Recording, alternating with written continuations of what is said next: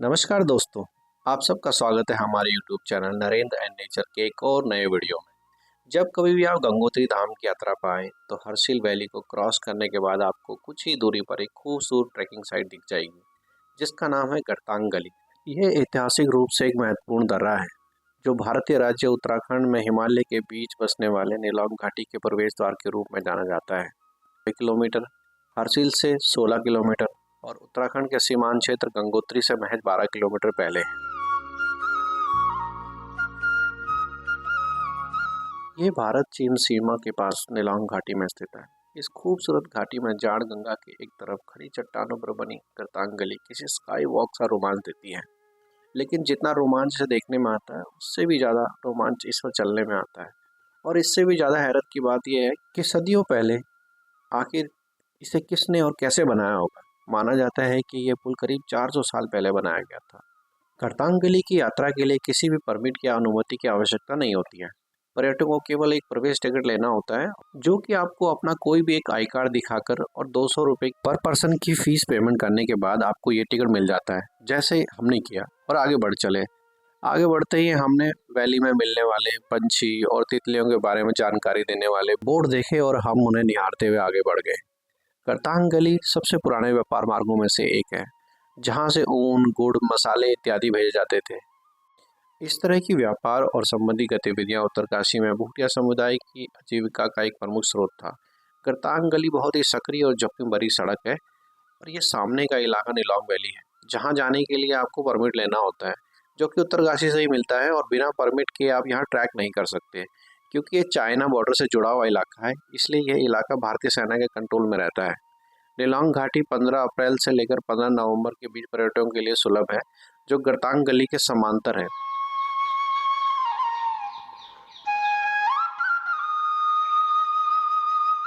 आप देश के किसी भी कोने से पहले हरिद्वार, ऋषिकेश पहुंचे और फिर यहाँ से आगे का रूट नरेंद्र नगर, चंबा, चिन्हलीसौड़, धरासू, मनेरी, भटवाड़ी, गंगनानी और पुरौली होते हुए हर्षिल पहुंचता है।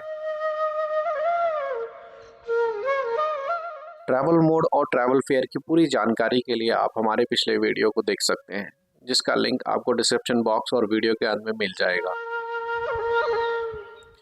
ज़्यादातर लोग अपना गरतांग गली का सफ़र हर्षिल में ही रुक कर करते हैं, क्योंकि यह गरतांग गली से सबसे नज़दीकी हिल स्टेशन है और रुकने, रहने, खाने पीने की सारी व्यवस्थाएं आपको हर्षिल में ही मिल जाएंगी। और गरतांग गली तो केवल एक ट्रैकिंग साइट है। अगर आप हर्षिल में रुकते हैं तो आसानी से कैब करके आप कुछ ही देर में गरतांग गली पहुंच सकते हैं। साथ ही आपको गंगोत्री से भी सीधा कैब करके आप गरतांग गली आ सकते हैं। गरतांग गली की यात्रा करने के लिए अप्रैल से जून और सितंबर से अक्टूबर सबसे अच्छा समय है। सर्दियों में यहाँ भारी बर्फबारी होती है और अक्टूबर के आखिर में यहाँ बर्फ़ पड़ना शुरू हो जाती है। और भारी बर्फबारी के कारण दिसंबर से फरवरी तक में ये टूरिस्टों के लिए बंद हो जाता है। कैंपिंग के लिए हर्षिल तो ट्रैकिंग के लिए गरतांग गली ट्रैकर के लिए किसी जन्नत से कम नहीं है। गरतांग गली का जंगल ओक और देवदार के पेड़ों से ढका हुआ है, जिसकी सुंदरता देखते ही बनती है।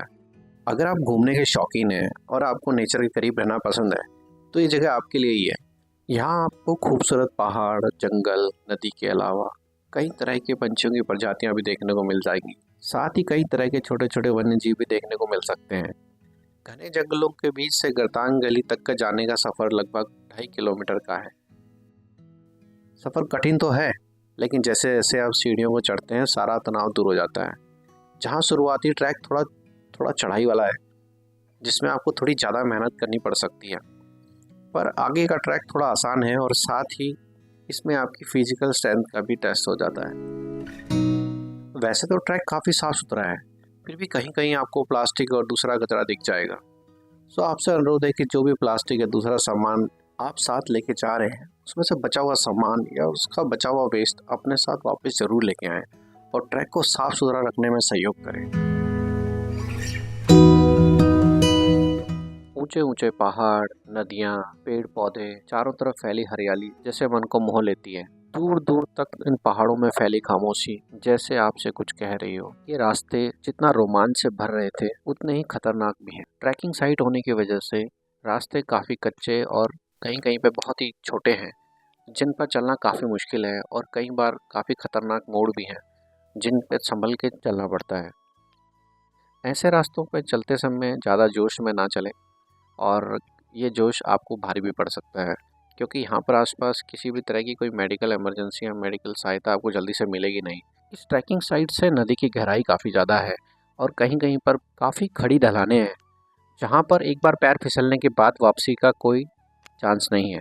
यहाँ पर रास्ते में किसी तरह का कोई सपोर्ट आपको नहीं मिलेगा, जिससे चलते समय आपको अधिक सावधान रहने की आवश्यकता होती है और अति उत्साह में आप किसी दुर्घटना को न्योता दे सकते हैं। तो सावधानी से चलें और आसपास के खूबसूरत नज़ारों का आनंद भी लें। जब भी आप कभी घूमने जाएं तो ग्रुप में ही जाएं, सोलो ट्रैवल ना करें, क्योंकि ऐसे में अगर आपके साथ किसी तरह की कोई दुर्घटना होती है या आप किसी मुसीबत में फंसते हैं तो आपके लिए काफ़ी मुश्किल भरा और टाइम टेकिंग हो सकता है। हम निकल पड़े सफ़र पर, क्योंकि रुकना जीवन की रीत नहीं। पहाड़ों की इन खामोशी से बढ़कर अपना कोई मीत नहीं। लोग निकल पड़ते हैं तो पल का सुकून खोजने इन वादियों में, क्योंकि शायरों में शोर सुनाई देता है, संगीत नहीं। हम निकल पड़े सफ़र पर, क्योंकि रुकना जीवन की रीत नहीं। जैसे ही आप ट्रैक करते करते लकड़ी के पुल के नज़दीक पहुंचेंगे तो आपको एक साइन बोर्ड दिख जाएगा, जिसमें पुल पर आपको किस तरह से व्यवहार करना चाहिए ये इंस्ट्रक्शन लिखी हुई है। जैसे कि एक साथ 10 से ज़्यादा लोग पुल पर ना जाएं, आपस में कम से कम 1 मीटर की दूरी बनाए रखें, पुल पर झुंड बनाकर ना खड़े हों, पुल पर उछल कूद ना करें, डांस ना करें, साथ ही अपनी सुरक्षा को मद्देनज़र रखते हुए पुल की रेलिंग से नीचे ना देखें, नीचे ना झांकें। इंस्ट्रक्शन पढ़ने के बाद हम भी आगे बढ़ चले। ये 150 साल पुराना और 136 मीटर लंबा लकड़ी का सीढ़ीनुमा पुल है। इसे पेशावरी पठानों ने बनवाया था। जाट भूटिया लोग इसका इस्तेमाल तिब्बत से व्यापार करने के लिए करते थे।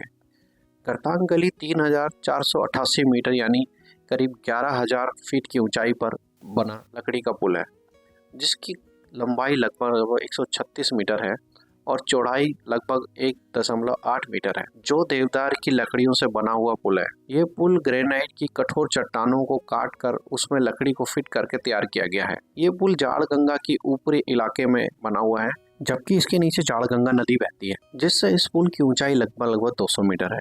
ये पुल नालोंग और जालौंग वैली को जोड़ता है। पुराने समय में उत्तरकाशी के स्थानीय लोग नालोंग और जालौंग होते हुए व्यापार के लिए तिब्बत इसी रास्ते से जाते थे। यह भारत और तिब्बत के बीच व्यापार का मार्ग था।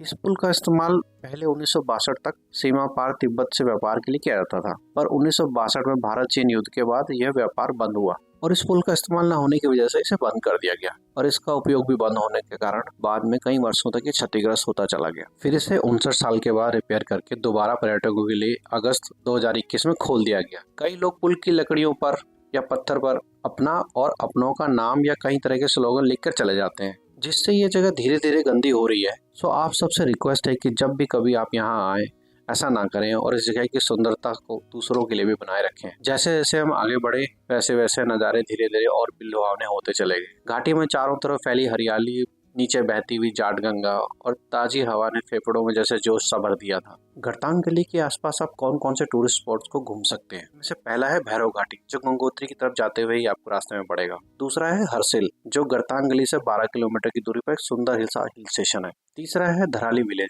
जो अपने चमचमाते सेबों के लिए प्रसिद्ध है। चौथा है मुखवासा गांव, जो कि माँ गंगा का शीतकालीन निवास स्थान है। पांचवा है गंगनानी, जो अपने गर्म पानी के कुंड के लिए जाना जाता है। गरतांग गली को अलविदा कहने का वक्त आ गया था। इन वादियों की खामोशी को छोड़कर जाने का दिल तो नहीं कर रहा था, पर जाना तो पड़ेगा।